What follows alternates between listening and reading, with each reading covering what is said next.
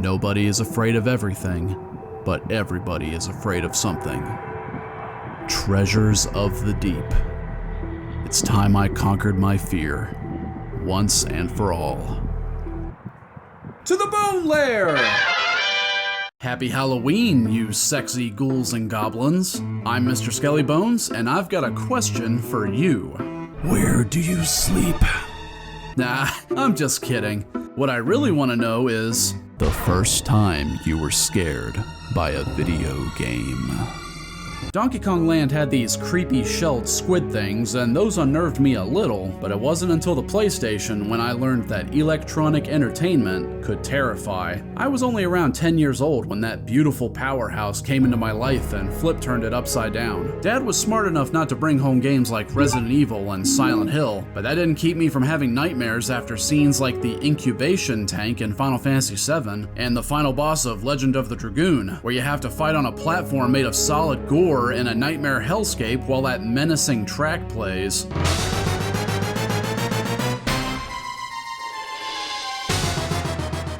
But that was kid stuff compared to what I played at the neighbor's house. Games like Resident Evil 2, Machine Head, and Death Trap Dungeon, where the real terror comes from how clunky the controls are. Machine Head's opening cutscene was the most disturbing thing I had seen at the time. Hell, it's still sickening today.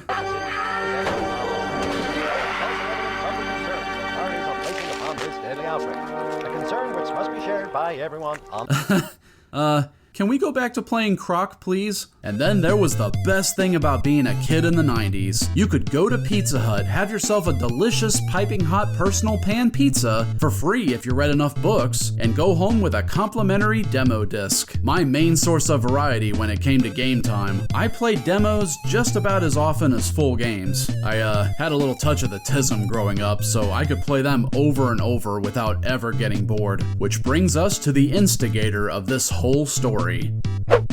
Cool games? Free stuff? Namco? I like all these things. Not for resale, huh? Not according to C. Riley Collectables. I couldn't tell you where I first got this, but I played it for hours. Even though you can only play 2 of the games shown. Time Crisis just shows a video of the game being played for you. I don't know, maybe it works if you have a gun con plugged in. Ace Combat 2 kinda bored me even as a kid, but Treasures of the Deep? Now this is the stuff. I once played through Wreck of the Concepcion like 10 times in a row until I could afford the porpoise, only to inevitably shut the game off and lose everything. Such is life. So many times I got to the end, killed the eel, and restarted because I couldn't figure out how to get off the sub and grab the Vatican Cross. It doesn't even tell you how on the controls screen. Eventually I just mashed all the buttons until it worked. When you were ready to get out of the water, you could swing over to videos and watch this awesome trailer that sounds exactly like the theme of Crimson Tide.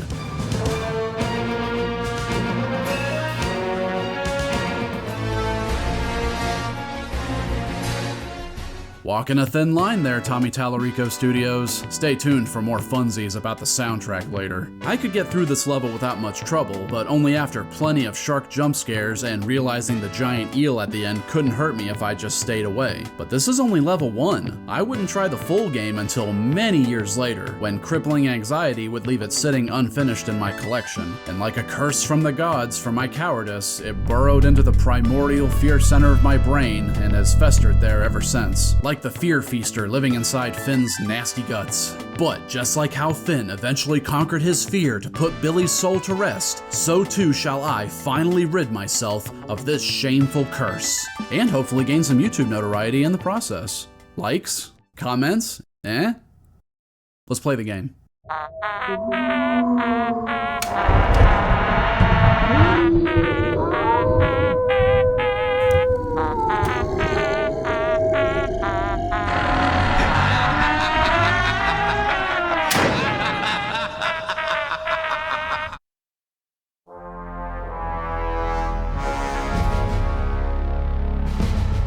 Is it too late to play Croc instead? Oh my god! Sharks, sea snakes, and pirates? Oh my! Yeah, blow shit up! Is that a robot? I don't like it! Whoa, whoa, whoa! I'm losing it! Tune in to Shark Week, only on Discovery Channel! Ah!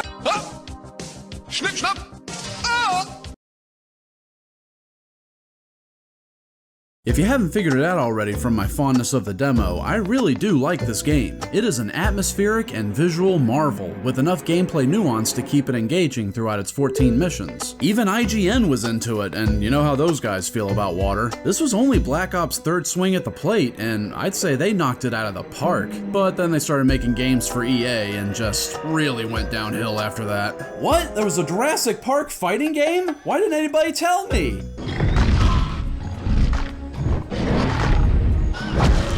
Oh, that's why. I have personal beef with this company because instead of GoldenEye, I got stuck with the clunky and unfun 007 The World Is Not Enough. The game where if you don't hurry and break the right window at the end of level 1, you have to start all over. But Treasures? Treasures is good. So good that I'm gonna ape Civvy style and break down each mission for you. I don't have an electrocuting headpiece and 2 robots that revel in tormenting me, but I think I'll manage. Welp. Let's get wet together.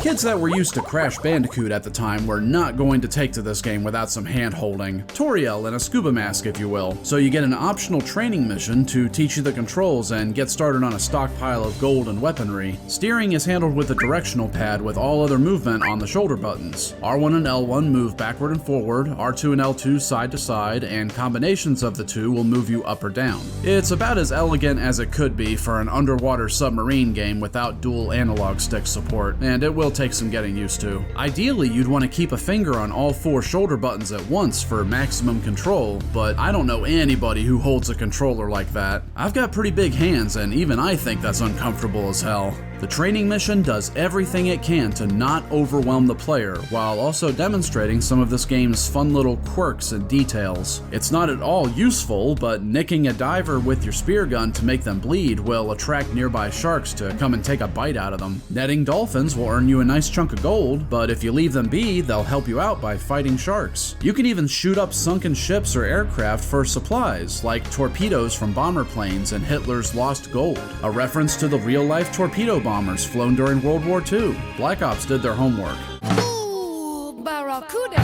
It's a very straightforward level, no enemy subs, no boss fight, and very linear. I think the devs were well aware how stressful a wide open area would be for newcomers, so they saved that for later. Oh boy, I can't wait. Just enjoy the relaxing music, pick up the Spanish sword at the end, and surface to finish the level. Yeah, you can totally still die after finishing all objectives if you don't make it to the surface. Talk about nail biting at low health.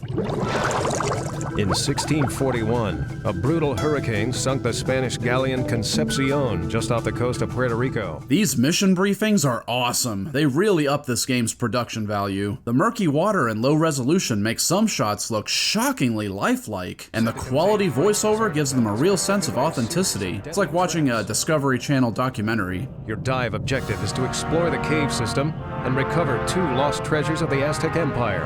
And you probably don't realize it yet, but you've heard this voice actor before.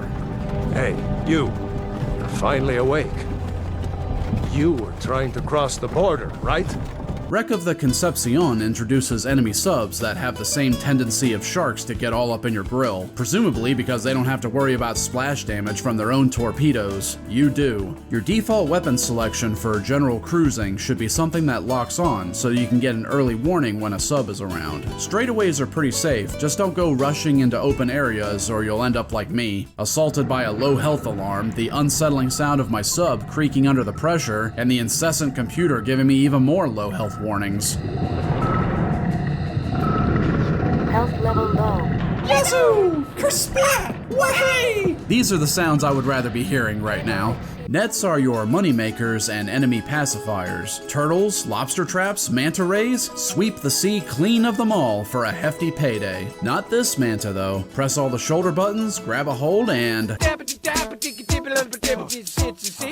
Who lives in a sunken ship under the sea? A giant eel who literally can't hurt you unless you swim headfirst into it. Just hang back and quickly dispatch it with your spear gun. No need to waste resources like I did. Pretty neat that the shockwave from one mine sent the other off course. Oh, and shooting my own mines with my spear gun when they're right in front of my face is frickin' awesome. So awesome that I wouldn't figure out what was happening till a few missions later. Learning disabilities are a bitch. Next up is Hitler's Lost Gold, the first mission to really light a fire under your ass. First, buy the night vision visor and sonar. Night vision will be extremely helpful later, and sonar adds hostile wildlife to your lock-on targets. The slow and methodical method I recommended in the previous level, yeah, that's not gonna fly here. You gotta carry a time bomb to a boulder that's blocking the way to a sunken cargo plane and snatch up all the stolen gold in the area, all while fighting against currents and picking up hourglasses for more time. And if that's not arcadey enough for you, there's even a life system if you die, though the game likes to call them continues for some reason. Big honkin' sharks patrol the area around the cargo plane, but you've got nothing to worry about. You have technology. Just blow their heads off with your improved lock-on system. Hell yeah. Damaging the sunken plane gives you the Holy Grail and opens the way to a secret guarded by the Kraken. It can't leave the area, so again, just hang back and take it out with no problems. Enjoy these easy boss encounters while you can, and be sure to pick up that Greek tablet frame for later. Mission 3, Montezuma's Revenge, which was a really funny thing to Google, let me tell you. This time it's down into a maze-like cave system filled with ancient booby traps in search of 2 Aztec artifacts. You're really gonna want the night vision goggles, since trying to navigate with flares is just miserable. This place is downright grisly, with still bleeding bodies impaled by spears floating all over the place, and ugly-ass goblin sharks that dart around like underwater ninjas. I don't mean ugly like pugs, who are adorable in their ugliness, just like me. No, I mean, what's wrong with your face? Strong currents, earthquakes, stalactites, proximity mines, alligators, traps, and a skeleton in a cage doing the worst striptease I've ever seen. Hell, I've put on better strip shows than this. Why are you putting that in the video? Dude, it's fine. They won't think I'm serious. Thankfully, the devs put a super health pickup inside a vortex to teach you that they're for transportation. Endure the maze and you'll find yourself locked in a room against, a giant lizard monster who jumps on you faster than I jump on glasses of chocolate milk. I always feel like something is stalking me. Ah! Book it past him before he eats your head and take him out from afar. Or use guerrilla tactics. Works for me. Collect the skull rack and don't be like me and miss the next room over to surface. A giant eel, the Kraken, and now an ancient Aztec monster. And you know this dude probably doesn't even mention it to HQ. He just takes off his mask and is like, "Mission complete." Quickly, there's a pipeline leaking oil into the ocean. What do? Shoot it with a torpedo. Diver Straits ditches the oppressive atmosphere of the previous mission and lets you run wild. Sure, let's meticulously disarm all these mines one by one. Actually, nah, I'm just gonna Michael Bay it. Man, if only In the Hunt was this easy. No, seriously, it's like one of the hardest shmups I've ever played. Not much to say about this level besides blow shit up, so how about a weapons and equipment breakdown? You've already seen plenty of the spear gun, nets, and torpedoes in action. Mines have a large AoE, but are slow moving and have no lock-on, unless you're using the magnetized version, which will track metal enemies. Missiles are lightning-fast torpedoes that fire 2 at a time. These will replace your regular torpedoes later. Now, sonic torpedoes, they are way too expensive for how ineffective they are. They travel in a straight line and emit shockwaves that are supposed to take out everything in range, which is good for densely packed areas, but I could just use a mine for that. Hell, the thing can't even kill the giant eel with one shot. Not worth it. And plasma bombs are free-falling explosives that are, again, ridiculously expensive and not that useful. The torch is good though. Don't let the description of underwater welding torch throw you off. This thing has range and cooks the crap out of anything caught in the beam.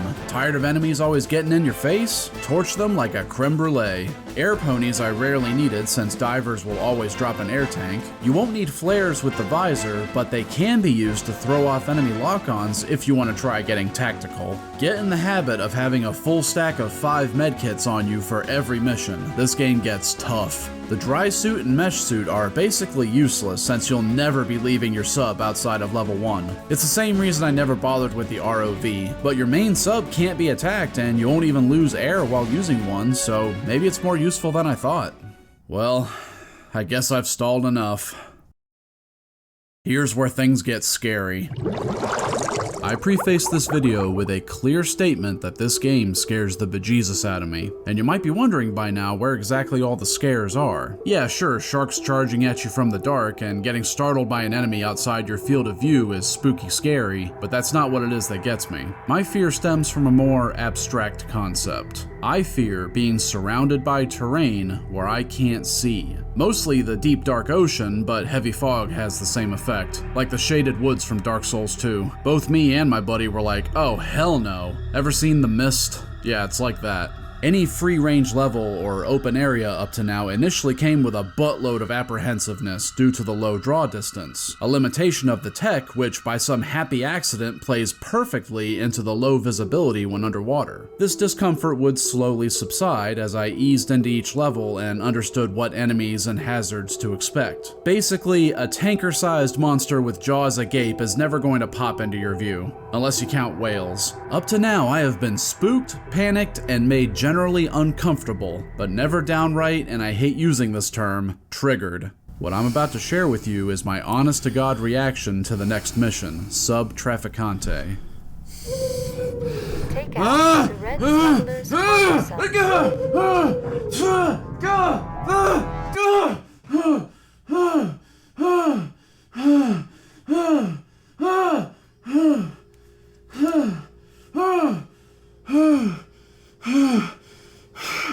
You think I'm playing it up, don't you? You think I'm YouTubing for the sake of entertainment, just to give you some chuckles. Look at my face. Closer. Do I look like I'm playing around here?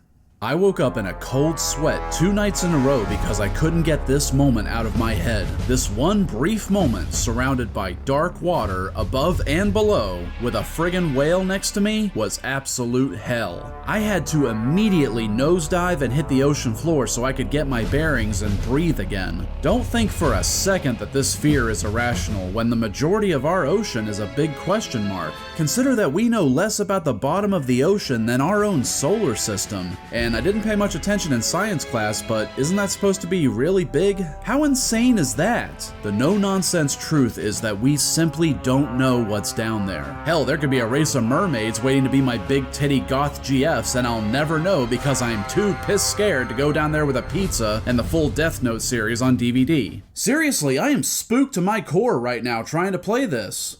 Look!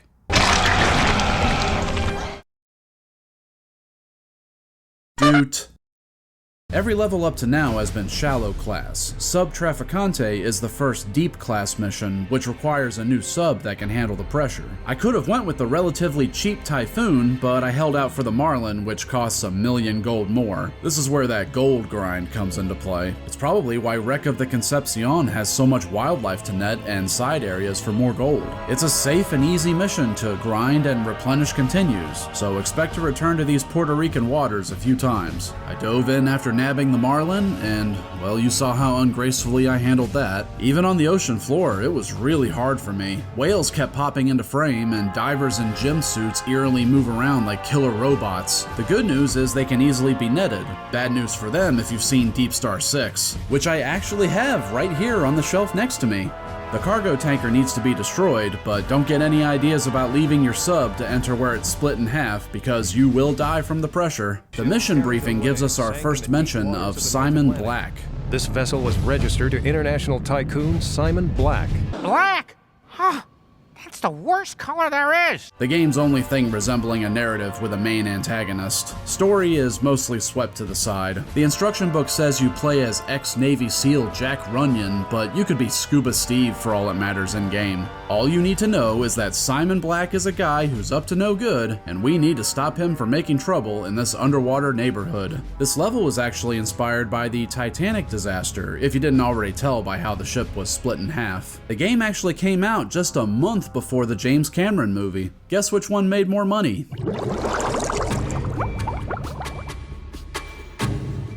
You know why every documentary on the Bermuda Triangle is the same old story beats and info we've known for years? Mainly that it's a mysterious death trap for ships and planes. It's because nobody's stupid enough to actually explore the heart of it. Black Ops took this mystique and had a field day, with ghostly Viking ships fading in and out of reality, tons of sunken sea and aircraft, your navigation equipment constantly going on the fritz, and even portals that teleport you to secrets. You have to collect all the flight recorders and eviscerated dead bodies from a crashed 747. I don't care that it's low poly, that is a ghastly image. And the music, oh man.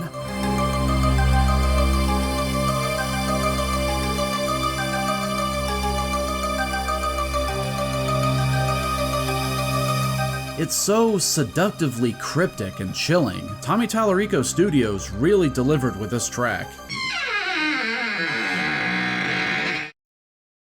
Except they didn't. It's actually a stock music track that's been used in TV shows. As far as I can tell, neither of the composers even worked at Tommy Tallarico Studios. Now don't get me wrong, this track and the soundtrack in general is a perfect fit. The relaxing tropical vibes of Puerto Rico,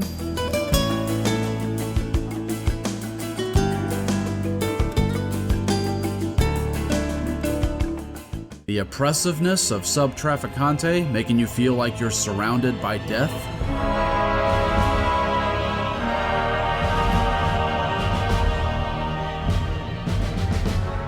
The fast-paced and action movie vibe pushing you forward in Diver Straits. You don't have to hurry, but damn, this track makes you want to.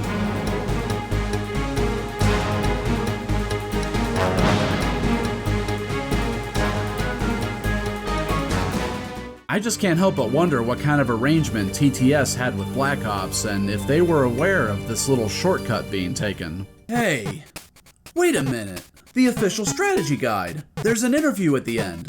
Who did the music for Treasures? Tommy Tallarico Studios did all the music and sound effects. Add to that Cape Horn sounding exactly like Crimson Tide's theme, and, well, we've all seen that H-Bomber Guy video about Tommy the Tit and how very little of what he says can be believed. And you know what? That really bums me out. Growing up, I thought this guy's music in games like Wild 9, The Terminator, and Earthworm Jim was so cool. Nowadays, I just feel embarrassed watching the guy speak. Never meet your idols, kids. It only leads to crushing disappointment.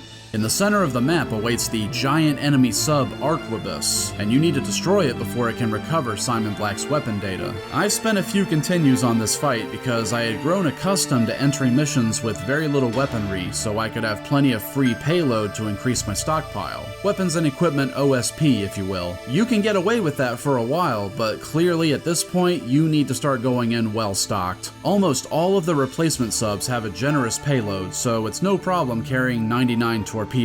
Anything is better than trying to fight this guy with a spear gun, especially since it's immune to the explosions from its own mines. Blow Arquebus out of the water and recover Dr. Rayachek's body before leaving this accursed place. We've seen quite the menagerie of sharks so far. Blue sharks, white tips, makos, goblins, hammerheads, tigers, lemons. But where's the great white?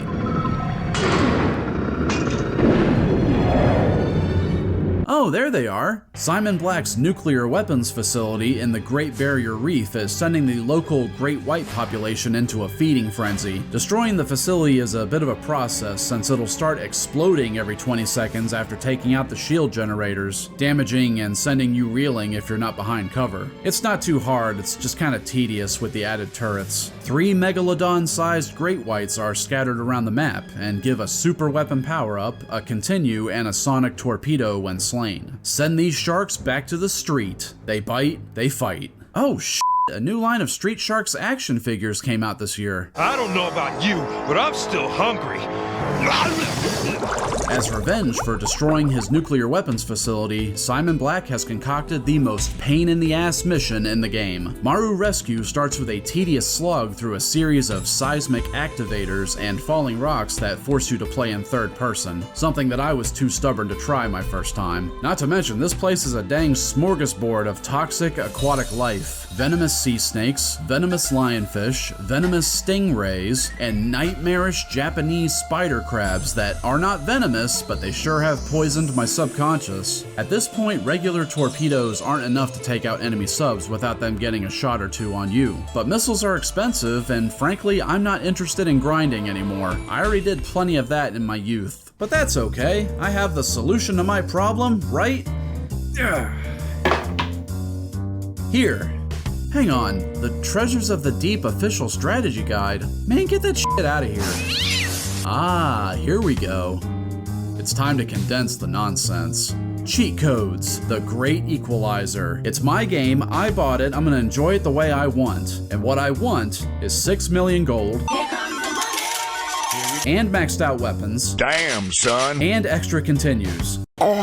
Look, there's nothing I'm gaining here that can't be earned by wasting enough time in an easy mission. I'm just making the game more fun by cutting out the grind. If I really wanted to get crazy, I'd turn on no clip, super speed, and banana shooter, which makes my spear gun shoot coins and turns my torpedoes into lobsters in Wreck of the Concepcion? Okay, sure. After buying a Nautilus and loading up on better weapons, this mission still isn't much fun. Slowly drifting down this straight tunnel and constantly stopping to destroy all the seismic activators is a chore, and the choppy frame rate can make it hard to get a beat on them. Things get a little better once the level opens up and you don't have to worry about getting brained by rocks, but the destroy X amount of Y objectives are getting a little old, and the atmosphere of this level isn't interesting enough to make up for it. A problem the next mission doesn't have.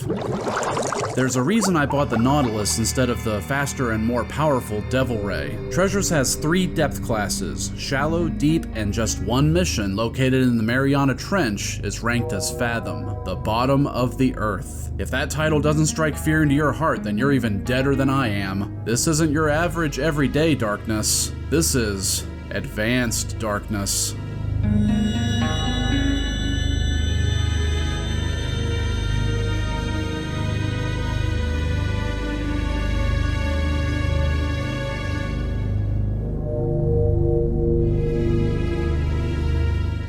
Alright, Skelly, we're doing this for the subscribers. I promised them a spooky Halloween video. Destroy the solid rocket booster.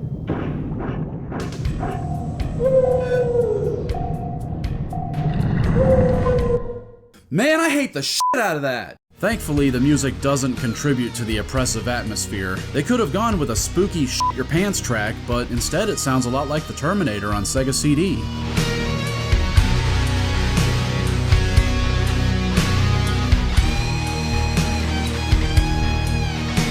It makes this place feel dangerous, but in an awesome kind of way, like I'm a real badass for taking it on. You see how important music is to setting a mood? Simon Black's approach to maintaining secrecy isn't exactly subtle. Dude shot down a friggin' space shuttle preparing to launch a satellite over the South Pole, and we need to prove it was him by retrieving it. And screw it, let's just blow up the shuttle while we're at it.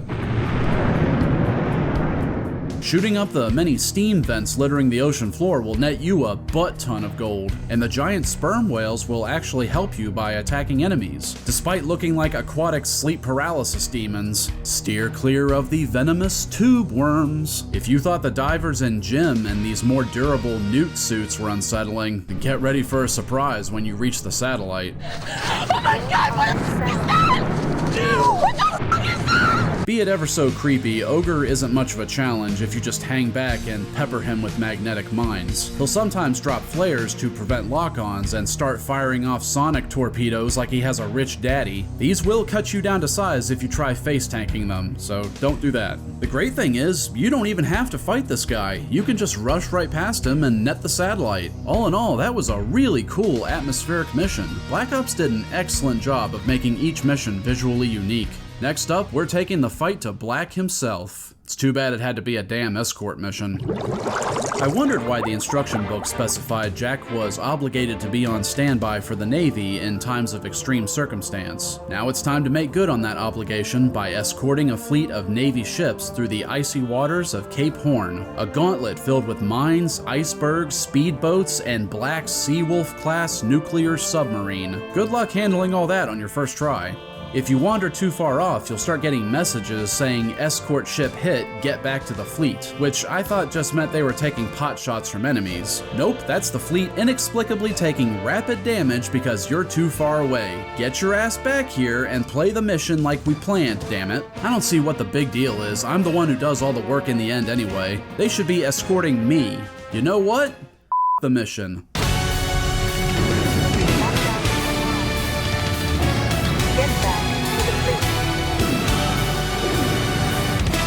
Babysitting the Navy, who do you think I am? I've slain 1,000 pirates, conquered the most inhospitable waters of the deep, and hell, I even rode a manta ray. I am the Alpha Skeleton. USS Enterprise carrier destroyed. Okay, so it's way harder to skip straight to Black Sub than I thought. Plus, the Viper is just a f***ing awful sub, but it's possible.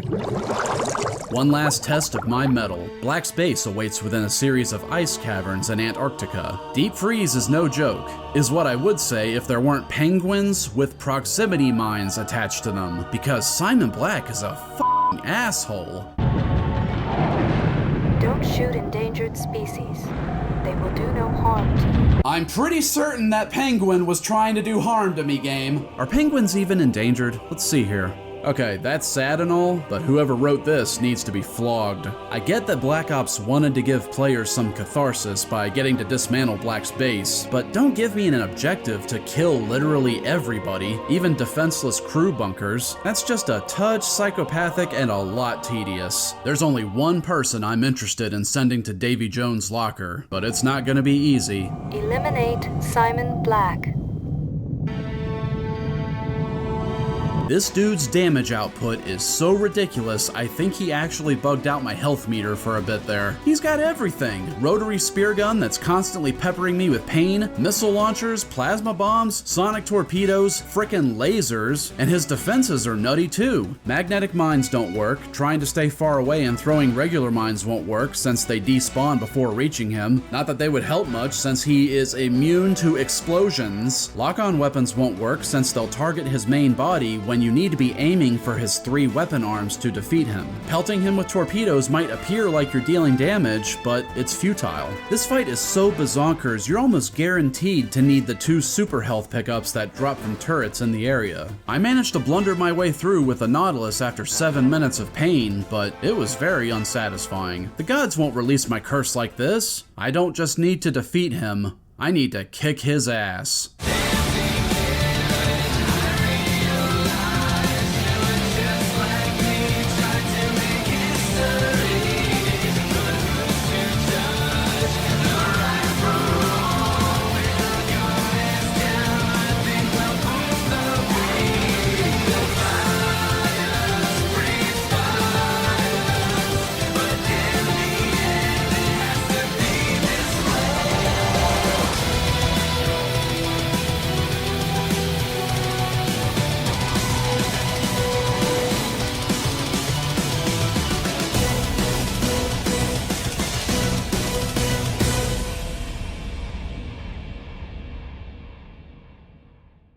You want to talk about hidden, underappreciated gems on the PS1? Look no further than this, right here.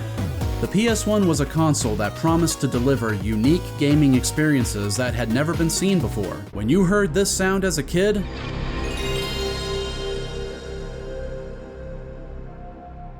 you knew you were about to play something life-changing. Black Ops had something a little loftier in mind than just another game where you shoot everything. They delivered an underwater experience that shows a lot of care and attention to the little details of the deep. Details that matter, not horse testicles that shrink in the cold. I haven't played all of their games, but I feel pretty confident saying that this is their finest. Better than the Jurassic Park fighting game, that's for sure. This game's so interesting that it has a fully decked out wiki page with more fascinating trivia than I ever expected to find. It was instrumental to the making of this video. Meanwhile, check out the Wikipedia for Machine Head.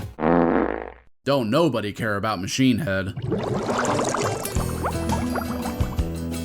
My curse has finally been broken. Now there's just one last thing I need to do.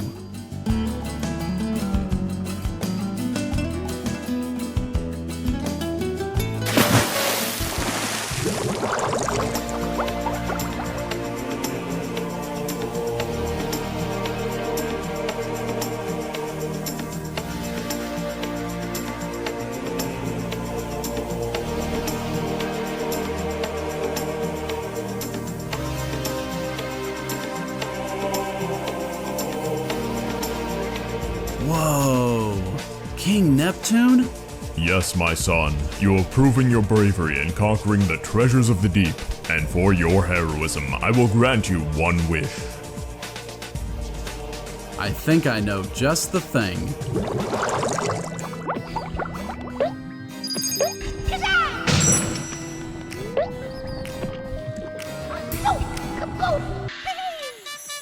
Please leave a like if you like my style, and I'll see you next time.